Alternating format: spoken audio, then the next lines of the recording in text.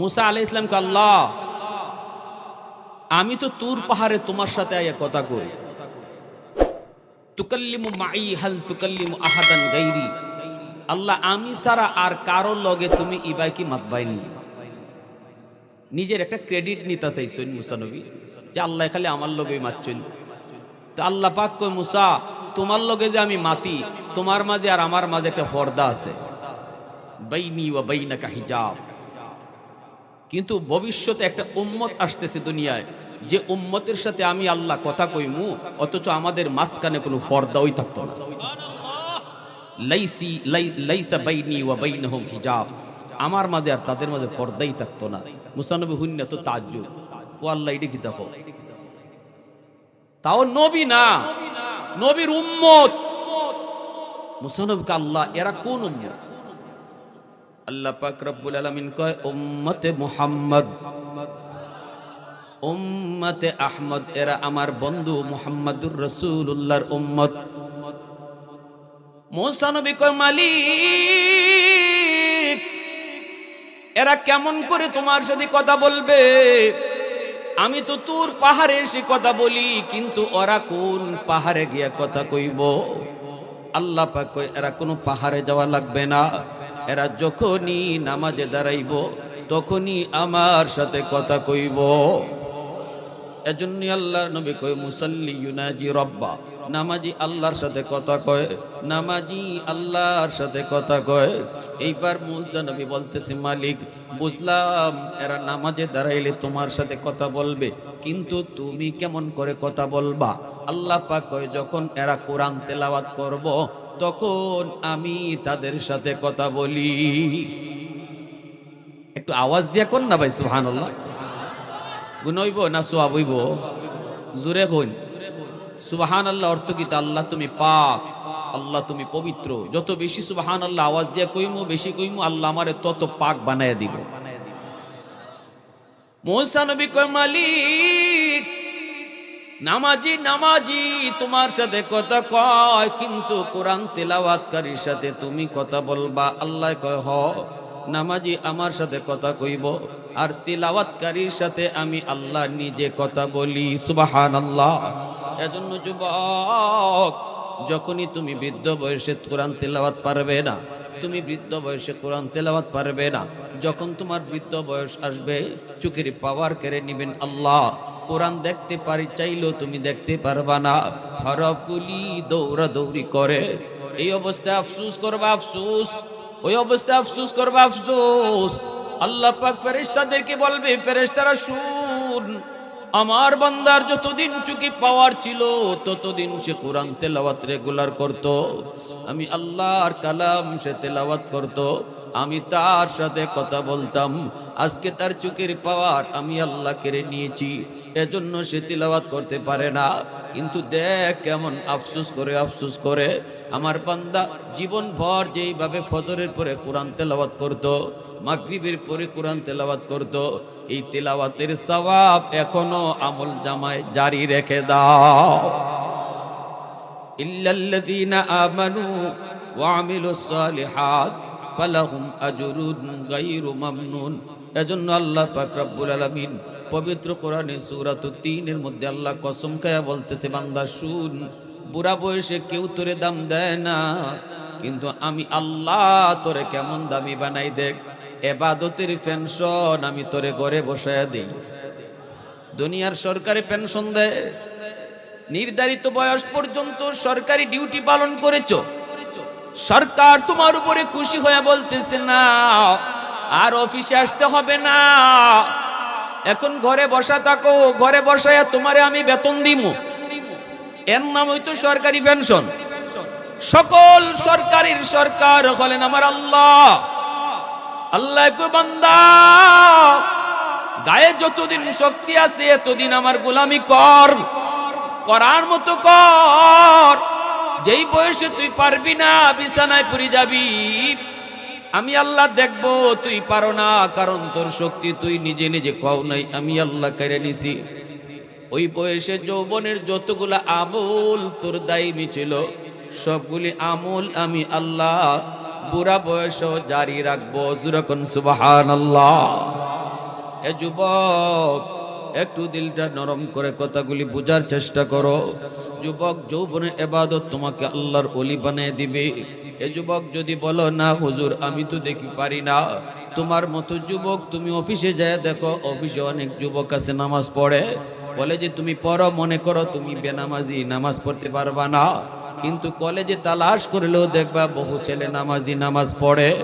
ভার্সিটিতে গেলেও দেখবা বহু যুবক নামাজি এখন নামাজ পড়ে। আমি ঢাকা ইউনিভার্সিটিতে একবার গেলাম আমার বন্ধুর দাওয়াতে, যাই দেখলাম জোহরের নামাজ পড়লাম। নামাজ শেষ করার পর বন্ধু আমার সাথে হাত মিলাইলো, এরপরে আরেকটা যুবক আমার সাথে হাত মিলাইলো। ওই যুবকটার মাথায় সাদা পাগড়ি, পরনে লম্বা জুব্বা, চেহারার মধ্যে নবীর সুন্নতি দাড়ি, চেহারাটা যেন ইউসুফ নবীর মতো এত সুন্দর ঝলমল করে। আমার সাথে হাত মিলাইলো। এরপরে আমার দোস্ত কইতেছে, দোস্ত দেখে তোমার কি মনে হয়? আমি বললাম দেখে তো মনে হচ্ছে সে কোনো মাদ্রাসায় পড়ে অথবা পড়ায়। কয় না দোস্ত, জীবনে কোনোদিন মাদ্রাসায় পড়ে নেই, শিশুকাল থেকেই স্কুলে পড়ছে, ধর্মীয় পরিবেশে বড় হয়েছে। ঘরের পরিবেশটা ছিল তার ধর্মীয় পরিবেশ। বাপ মা তারে ধর্ম শিখাইছে, বাপ মা তারে মুসলমানি শিখাইছে। বাপ মা হলো সন্তানের সর্বপ্রথম শিক্ষক, ঘর হলো তার প্রথম বিদ্যালয়। এজন্য শিশুরা শিশুকালে বাপ মার কাছ থেকে যা শিখে, বাপ মার কাছ থেকে যা দেখে, বাপ মার কাছ থেকে যা বুঝে, এটা মরণ পর্যন্ত তার কলিজা আর দেমাগ আর মেমোরিতে সেটা বসে যায়। শিশুদের দিল দেমাগ হলো কাদামাটির মতো, যা খুশি লিখবেন লিখতে পারবেন। মাটি যদি শক্ত হয়ে যায় লিখতে চাইলেও লেখা যায় না, ঠিক কি না? আমার শিশু, তার দিল দেমাগ হলো কাদামাটির মতো। ঘরের পরিবেশটা হলো তার প্রথম বিদ্যালয়, মা বাবা হলো তার প্রথম শিক্ষক। এজন্য বাপ মা শিশুকালে সন্তানকে তুমি আল্লাহর পরিচয় শিখাও, সন্তানকে আমার নবীর পরিচয় শিখাও, সন্তানকে নামাজ শিখাও, সন্তানকে কালেমা শিখাও, সন্তানকে দোয়া দরুদ তুমি বাবা শেখাও, মা শেখাও। ঘরের মধ্যে তারে নামাজ পড়ানোর দৃশ্য তার চোখে রেকর্ড করাও, ঘরে তার কোরআন তেলাওয়াতের আওয়াজ তার কানে রেকর্ড করাও। চোখ হলো তার ভিডিও রেকর্ডার, কান হলো তার অডিও রেকর্ডার। শিশু বাচ্চাটা চোখের মধ্যে যা দেখবে তা চোখে রেকর্ড করে রাখবে, যা দেখবে মেমোরিতে সেটা ভিডিও হিসাবে রেকর্ড করে রাখবে, কান দিয়ে যা শুনবে মেমোরিতে সে অডিও হিসাবে রেকর্ড করে রাখবে। এই বাচ্চা যেদিন সাপ্লাই দিবে বয়স হলে, ওই দিন এতদিন যা রেকর্ড হয়েছে তাই কিন্তু সাপ্লাই দিবে, ঠিক না? এজন্য বাপ মা সিদ্ধান্ত নেও, আমার সন্তানের কানে আমি গান রেকর্ড করাবো নাকি কোরআন তেলাওয়াত রেকর্ড করাবো। সন্তান যদি দুধ খায় মার আর গান শুনে, নাটক শুনে, সিনেমা শুনে, দুধের সাথে গানও কিন্তু সন্তানের ভিতরে গিয়ে ঢুকতেছে। আর যদি মা দুধ পান করানোর সময় কোরআন তেলাওয়াত করে, দুধের সাথে কোরআন তেলাওয়াতও যায় ঢুকবে। এজন্যই তো পেটে সন্তান নিয়ে মা যদি বেশি বেশি মিষ্টি খায়, সন্তান বড় হওয়ার পরে মিষ্টি প্রিয় হয়। পেটে সন্তান নিয়ে মা যদি বেশি বেশি টক খায়, সন্তান বড় হওয়ার পরে টক প্রিয় হয়। সন্তান পেটে নিয়ে মা যদি বেশি বেশি ঘুমায়, সন্তান বড় হওয়ার পরে অলস হয়। সন্তান পেটে নিয়ে যদি মা টুকটাক কামকাজ করে, এই সন্তান বড় হওয়ার পরে কর্মঠ হয়। সন্তান পেটে নিয়ে মা যদি গান শুনে, সন্তান বড় হওয়ার পরে গায়ক হয়। পেটে সন্তান নিয়ে যদি মা বেশি বেশি কোরআন তেলাওয়াত করে, এই সন্তান অল্প দিনে হাফেজে কোরআন হয়। পেটে সন্তান নিয়ে মা যদি বেপরদায় চলে, সন্তান তারসিরা হয়, ব্রেন্ডিলা হয়। পেটে সন্তান নিয়ে যদি মা পর্দার ভিতরে থাকে, এই সন্তান বড় হওয়ার পরে মেধাবী হয়। অভিজ্ঞতার আলোকে বলেছেন, এজন্যই পেটের সন্তানের উপরে মার আসর গিয়া পড়ে। ঘরে যা করে বাপ মায়ের, ঘরের ভিতরে বাপ মায়ের যা করে সব কাজের আসর সন্তানের দেমাগে পড়ে। বাপ যদি মারে গালি দেয়, এই গালির বদ আসরটাও শিশু বাচ্চার দেমাগে গিয়া পড়ে। এই বাচ্চা যদি বড় হইয়া গালি শিখে, এক নাম্বার দায়ী হলো তার বাপ। কষ্ট হইতেছে নাকি কইতে হুজুর এই কি ওয়াজ শুরু করলো? রোগ ধরতে হইব না, আমরা কি কোন রোগ ধরতে হইব না, এরপরে না চিকিৎসা। আগে তো রোগ ধরতে হইব। চারা গাছে পানি দেন, গাছ মুটো এই গেলে পানি দিলাম কি? যে সময়ে গাছে পানি দেওয়া এই সময়ে তো পানি দিতে হবে, ঠিক কিনা? এজন্য আমার ভাইরা, আমার সন্তানকে আমি ঘরের মধ্যে কি দেখাবো, কি শিখাবো, কি শোনাবো, এটা বাপ মার সিদ্ধান্ত। যদি সঠিক হয় সন্তানের ভবিষ্যৎ আলোকিত হবে, ভুল হলে সন্তানের ভবিষ্যৎ অন্ধকার হবে, ভুল হলে সন্তানের ভবিষ্যৎ অন্ধকার হবে। আমার সন্তান কিন্তু আল্লাহর ওলি হয়ে দুনিয়ায় আইছে। কুল্লু মাউলুদিন ইউলাদু আলাল ফিতরা ফাআবাওয়াহু ইউহাব্বিদানিহি আও ইউনাসসিরানিহি আও ইউমাজ্জিসানিহি আও কামা ক্বালান নবিয়্যু আলাইহিস সালাম। নবীজি বলে সকল সন্তান দুনিয়াতে আসে আল্লাহর ওলি হইয়া, এরপরে তার বাপ মার কারণে সন্তান বেনামাজি হয়, বাপ মার কারণে ইহুদি হয়, বাপ মার কারণে নাসারা হয়, বাপ মার কারণে মুশরিক হয়, বাপ মার কারণে সে এরকম গাঞ্জাখোর হয়, নেশাখোর হয়, বাপ মার ভুল সিদ্ধান্তের কারণে সন্তানের বুজুর্গি নষ্ট হয়। কিয়ামতের ময়দানে এই সন্তান আল্লাহর আদালতে বাপ মার বিরুদ্ধে মামলা দিবে। যুবক, মার বিরুদ্ধে সন্তানে মামলা দিয়ে বসবে, বাবার বিরুদ্ধে সন্তান মামলা দিয়ে কইব রব্বানা আতিহিম দিফাইনি মিনাল আযাব ওয়ালআনহুম লানান কাবীরা। আল্লাহ, আজকে আমি জাহান্নামী হলাম। কেন জাহান্নামী হইছি? কারণটা জানার জন্য আমার মারে ডাকো, আমার বাপরে ডাকো। ঘরের মধ্যে আমারে কি দেখাইলো, ঘরে আমারে তারা কি শুনাইলো, কি দেখায় দেখায় বড় করলো, কি ফরায়া ফরায়া আমারে পড়ালেখা শিখাইলো। আল্লাহ, আমার বাপ মারে ডাকো, যার কারণে আজকে আমি জাহান্নামী। আমার বাপ মারে তুমি ডাবল শাস্তি দাও, ডাবল শাস্তি দাও। এইভাবে কলিজার টুকরা সন্তান বহু মা বহু বাবাকে আল্লাহর আদালতে আসামি বানায় দিবে। এজন্য ঘরের পরিবেশটা ধর্মীয় পরিবেশ রাখো, ঘরের পরিবেশটা ধর্মীয় পরিবেশ। সালাম কালাম শিখাও সন্তান রে, বাপ মায়। হুজুররা তো পরে শিখাইবো, হুজুরদের কাছে তো নিয়ে যাইবো আমি কয় বছর বয়সে? 6 বছর 7 বছর বয়সে। বাকি 5 বছর পর্যন্ত আমার সন্তান, আমার সন্তানের জন্য আমি শিক্ষক, আমি মা বড় শিক্ষক, আমি বাবা বড় শিক্ষক। এই বয়সে তারে দোয়া শিখাও, ঘুমের দোয়া শিখাও, খাওয়ানোর দোয়া শিখাও, ডান হাতে খাইতে হয় এটা শিখাও। কও বাবা এই দোয়া পড়লে আল্লাহ খুশি হয়, ওই আল্লাহ নাম তার কলিজাতকে ঢুকতেছে। এরপরে কও বাবা আল্লাহ খুশি হইলে, ওই বাচ্চাই কইব আব্বু আল্লাহ খুশি হইলে কি হয়? কারণ বাচ্চারা বারবার প্রশ্ন করে। তুমি কইবা আল্লাহ খুশি হইলে আল্লাহ বেহেশত দেয়, জান্নাত দেয়। শিশু বাচ্চায় দেমাগে জান্নাত শব্দকে ঢুকতেছে, এটা খালি ঢুকতেছে না, এটা পাথরে খোদাই করে লিখে দেওয়া হচ্ছে।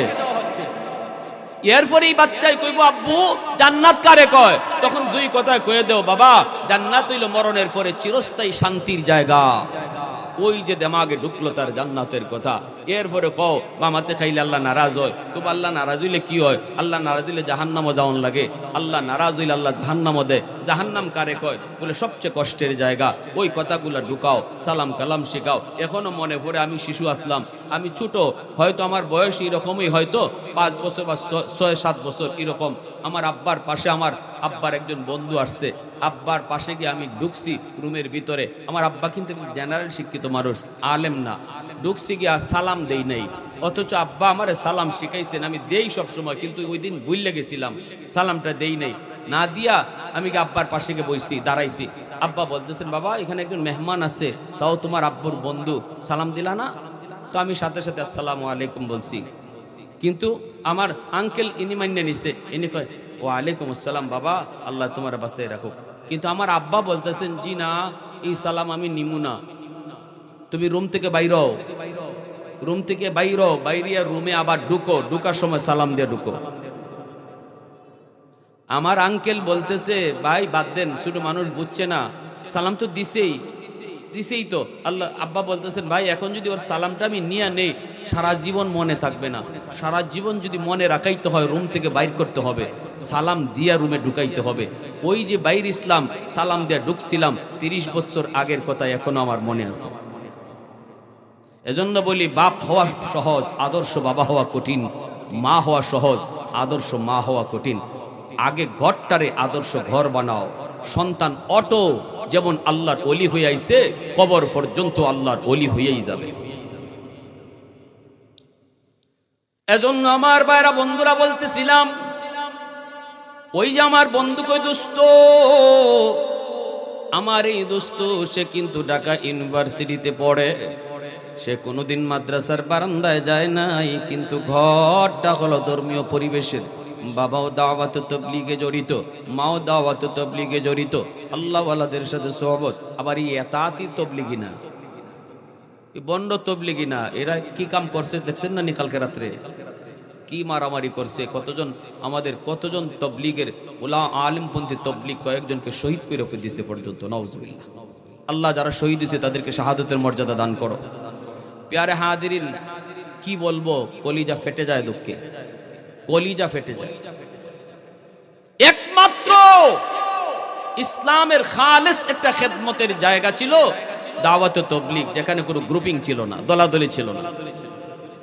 ইহুদিরা এই আমাদের মাথা একজন রে ভারতের তারে কিনে নিয়ে নিছে এই ফাটল ধরাইবার জন্য, ধরাইও দিছে। দাওয়াত তাবলীগে 2 ফাটল ধরাই দিছে, আলেমদের থেকে সম্পূর্ণ ভিন্ন করে দিছে এক গ্রুপকে। আজকে তারা কত বড় অঘটন ঘটায় দিল ঢাকায়। রক্তপাত এখনো বইতেছে, টঙ্গীর ময়দান রক্তে লাল, টঙ্গীর ময়দানে এখনো আগুন জ্বলছে বাড়ি ঘরে। আমাদের একটাই কথা, দাওয়াত তাবলীগ চলবে, তবে উলামায়ে কেরামের নেতৃত্বে, ঠিক কিনা? কারা কারা রাজি হাত উঠে আল্লাহকে একটু দেখান। আল্লাহ তুমি কবুল করো, জোরে বলেন আমিন। যে কোনো দল বলি, যে কোনো সংঘ বলি, যে কোনো বুজুর্গ বলি, যে কোনো পীর বলি, যার দরবারে যে জায়গায় উলামায়ে কেরাম নাই, এখানেই বুঝতে হবে ভেজাল। আওয়াজ আসতে কে লাগি, জোরে কোন? উলামায়ে কেরাম যেখানে নাই, বুঝতে হবে ভেজাল। আলাইকুম বিমুজালাসাতিল উলামা ওয়া ইসতিমাই কালামিল হুকামা ফাইন্নাল্লাহ তাআলা ইউহয়িল কলবাল মাইয়িতা বিনূরিল হিকমা কামা ইউহয়িল আরদাল মাইতাতা বিওয়াবিলিল মাতার। রাসূল বলেছেন, কিয়ামতের আগ মুহূর্তে আমি রাসূল বলে যাই, মহাদৌলত ঈমান যদি হেফাজত করতে চাও, তাহলে আমার উম্মতের উলামায়ে কেরামের সাথে মিলেমিশে থাকবে। আল্লাহ রাসূলের ভবিষ্যৎবাণী, দৌলতি ঈমান যদি হেফাজত রাখতে চাও, উলামায়ে কেরামের সাথে মিলেমিশে থাকবা, তাদের পরামর্শ নিয়ে চলবা, তাদের সাথেই সময় দিবা, তাদের সাথেই সময় কাটাইবা। আল্লাহ রাসূল কয়, উলামায়ে কেরামের সাথে যদি থাকো, তাহলে তোমার মুর্দা দিলটারে আল্লাহ জিন্দা বানায় দিবে। তাহলে আমরা উলামায়ে কেরামের সাথে আছি, ঠিক কিনা? জোরে বলেন। আমার ভাইরা, ও আমার দোস্ত বলতেছে, এই ছেলেটা সে ঘরের পরিবেশে, ধর্মীয় পরিবেশে বড় হইছে, স্কুলে পড়ছে, প্রাইমারি পড়লো, হাই স্কুলে পড়লো, কলেজে পড়লো, এরপরে ঢাকা ইউনিভার্সিটিতে ভর্তি হলো। ঢাকা ইউনিভার্সিটিতে ভর্তি হওয়ার সময় সর্বোচ্চ নাম্বার পায় সে ভর্তি হইছে।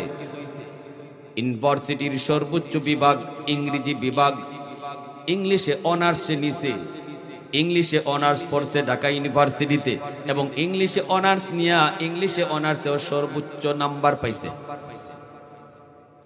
তার মানে ঢাকা ইউনিভার্সিটির সর্বোচ্চ ভালো স্টুডেন্ট, ঢাকা ইউনিভার্সিটিতে সর্বোচ্চ ভালো স্টুডেন্ট, এর উপরে ভালো কোনো স্টুডেন্ট নাই, এর চেয়ে বেশি নাম্বার আর কেউ পায় নাই। এই ছেলেটা, তার মাথার মধ্যে সাদা পাগড়ি, পরনে লম্বা জুব্বা, চেহারার মধ্যে আমার নবীর সুন্নতি দাড়ি। আমি এই কথা শোনা মাত্রই যুবকটারে তাড়াতাড়ি বুকে নিয়ে নিলাম, বুকে নিয়ে কপালে চুমু খাইলাম আর বললাম, যুবক, এমন একটা পরিবেশ ঢাকা ইউনিভার্সিটির, নারী পুরুষ ছেলে মেয়েরা যেখানে অবাধ মেলামেশা করে, একসাথে বৈশা গল্প করে, ছেলে মেয়ে একসাথে বসে বসে সময় কাটায়, এমন একটা পরিবেশে তুমি আমার নবীর সুন্নতি লেবাস, সুন্নতি সুরত লইয়া তুমি চলতেছ, তোমার কি কোনো অসুবিধা হয় না? এই কথা বলতেই যুবকটার চোখ দিয়ে পানি চলে আসছে।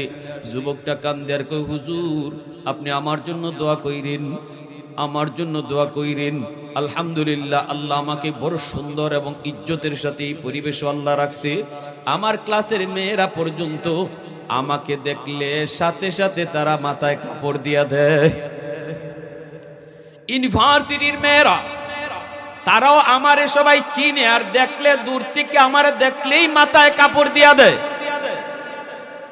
এ যুবক, তোমার হাতে ধরি বলি, পায়ে ধরি বলি, তোমার মতো একজন যুবক, সে যদি যৌবনটারে এমন ভাবে কন্ট্রোল করতে পারলো, তুমি কেন পারবা না? তোমার পাগলা গোরা কেন যেদিকে খুশি ওই দিকে দৌড় দিবে? কেন তুমি তোমার পাগলা গোরার লাগাম টেনে ধরতে পারো না? একটা বার যদি আল্লাহর দিকে তাকাইয়া, কত যুবক যৌবনে কবরে গেল রে যুবক, খেলার সাথে আজকে কবরে শুয়ে আছে, একটু তাকায় দেখো। লেখাপড়ার সাথী আজকে কবরে শুয়ে আছে, একটু তাকায় দেখো। সন্ধ্যার সময়ও যার সাথে গল্প করে তুমি বিদায় নিয়েছো, গভীর রাতে তার মৃত্যুর সংবাদ, এই ঘুমটাই তার জীবনের শেষ ঘুম হয়েছে। তুমি যদি মনে করো আমারও জীবনে টাইম আসবে, আমিও একদিন আল্লাহকে ভয় করব, নামাজ পড়ব, কিন্তু এই টাইমটা হয়তো তোমার জীবনে আর আসবে না। এজন্য চোখের পানিটা ফালায় যদি কও আল্লাহ ভুল করেছি, আর করবো না, আর করবো না, দিলের ভিতরে যদি আল্লাহর প্রেম তুমি জমায়ে নেও, আল্লাহ পাক হাদিসে কুদসিতে বলছে, এই যুবকের কলিজার দিকে তাকাইয়া আমি আল্লাহ আসমান জমিন টিকায় রাখি। লাউলা মাশাইখু রুক্কা ওয়াশশাবাবু খুশরা ওয়াল আতফালু রুদ্দা ওয়াল আনআমু রুত্তা লাজআলতুস সামাআ হাদিদা ওয়াল আরদা খাফসাফা ওয়াত তুরাবা রামাদা ওয়ামা আনজালতু মিনাস সামাই কাতরা ওয়ামা আনবাততু মিনাল আরদি নাবাতা বাল আনজালতু আলাইকুমুল আযাবা সাব্বা। আল্লাহ পাক রব্বুল আলামিন কয়, জানুনি প্রতিদিন জমিন আমি আল্লাহর কাছে আবদার করে, আল্লাহ অনুমতি দাও সুদকুরকে আমি গিলে ফেলবো, বেনামাজির আমি গিলে ফেলবো, এই যে মদকুর গাঞ্জাকুরকে আমি গিলে ফেলবো। আল্লাহ অনুমতি দাও, আমি জমিন আর কত ধৈর্য ধরব? আসবিরু ইলা মাতা আসবিরু, ধৈর্য ধরবো তো আর কতকাল ধরবো? আল্লাহ অনুমতি দাও, বেনামাজিরে আর আমি জমিনে হাঁটতে দিব না, যেখানে আসি এখানেই তার আমি জিন্দা কবর দিয়ে ফেলবো।